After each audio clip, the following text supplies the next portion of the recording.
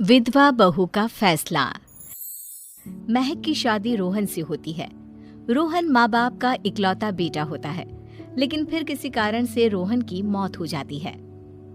बेटा महक, तेरे आगे इतनी बड़ी जिंदगी है, फिर बच्चों की भी जिम्मेदारी। तू कोई काम कर ले। मैं तो कहती हूँ रोहन के ऑफिस में ही बात कर ले, शायद तेरे लिए कोई काम निकल आए।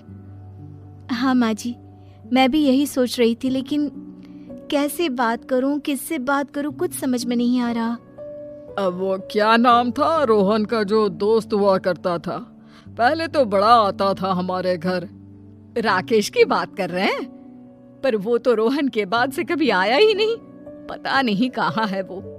आया था, एक नहीं कई बार आया था, लेकिन मैंने बाहर से ही भेज दिया। घर के अंदर झांकता रहता था, मुझे ठीक नहीं लगा। अरे आपको तो पता नहीं क्या ठीक लगता है और क्या नहीं। उसका नंबर है मेरे पास, मैं आज ही फोन करती हूँ। सास राकेश को फोन लगाती है और शाम को घर आने का न्योता दे देती है। अरे आंटी, ओहो भाग्य हमारे कि आपने घर बुलाया। मैं तो कई बार आया, लास्ट टाइम तो अंकल से मुलाकात भी हो गई थी। हाँ, वो हम लोगों को निकलना था ना कहीं उस वक्त।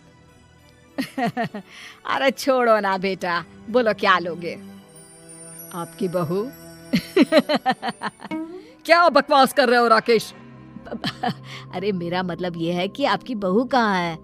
भाभी जी के हाथ की चाय की बस एक प्याली मिल जाती तो।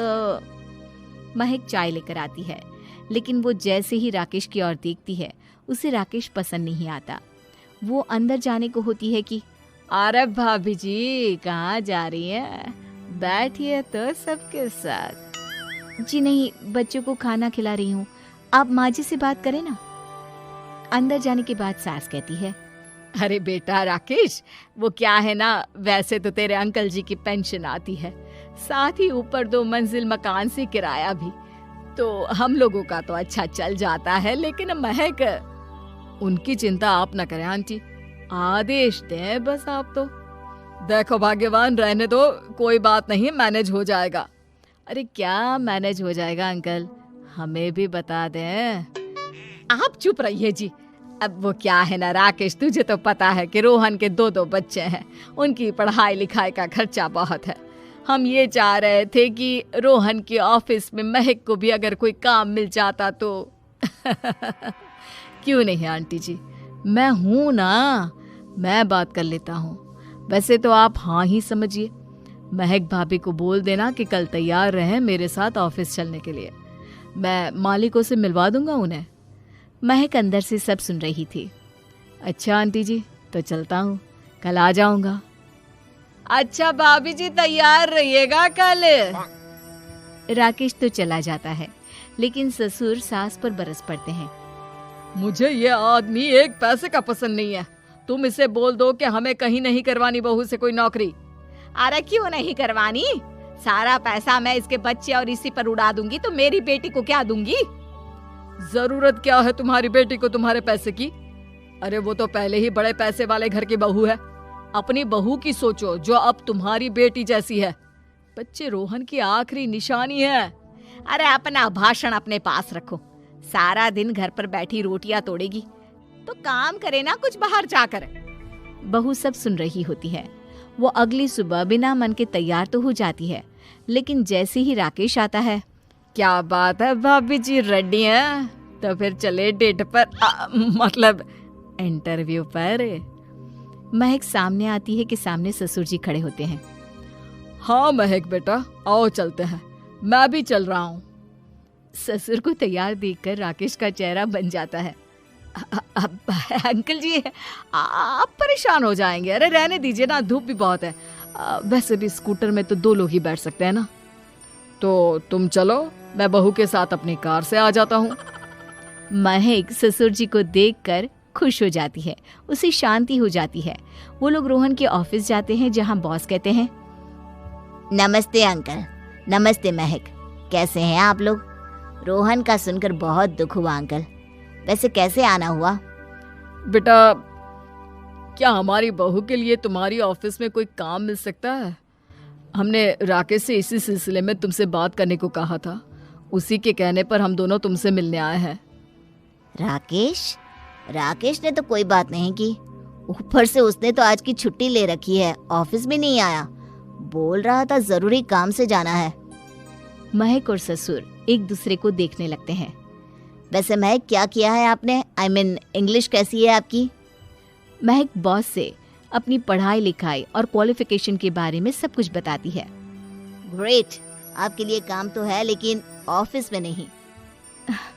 सर, मेरे बच्चे छोटे हैं, मैं फील्ड में काम नहीं कर सकती हूँ।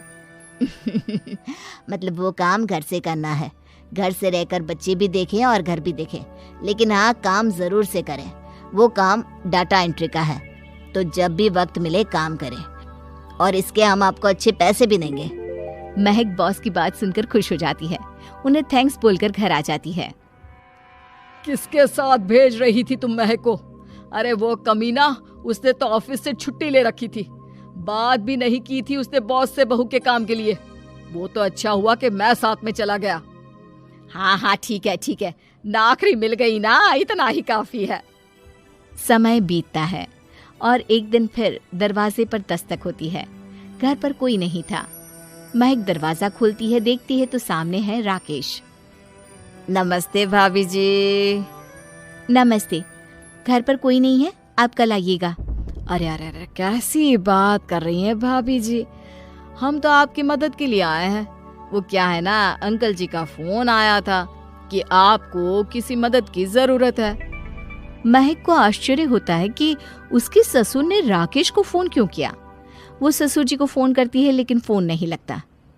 नहीं, हम लोगों को किसी भी चीज की जरूरत नहीं है, आप जा सकते हैं। अच्छा, एक कप चाय तो पिला दीजिए। महक चाय लेकर आती है। चाय पीने के बाद, रोहन मेरा बहुत अच्छा दोस्त था। उसने मुझसे कहा था कि वो रहे ना रहे, उसके घर वालों का, खास करके आपका ख्याल मुझे ही रखना है। तो मैं कल फिर आऊंगा भाभी जी। नहीं, माता पिताजी है नहीं, वो 4-5 दिन बाद आएंगे।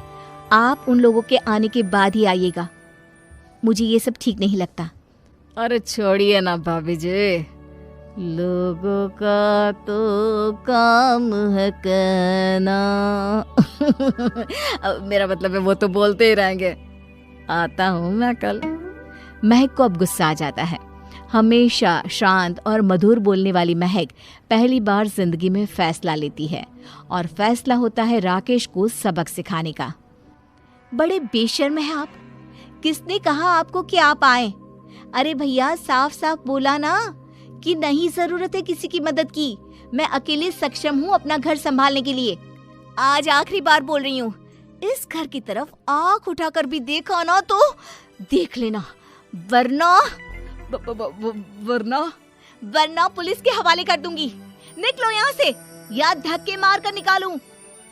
पुलिस का नाम सुनते ही राकेश वहां से 9-2-11 हो जाता है, और महक को अपने फैसले पर गर्व होता है।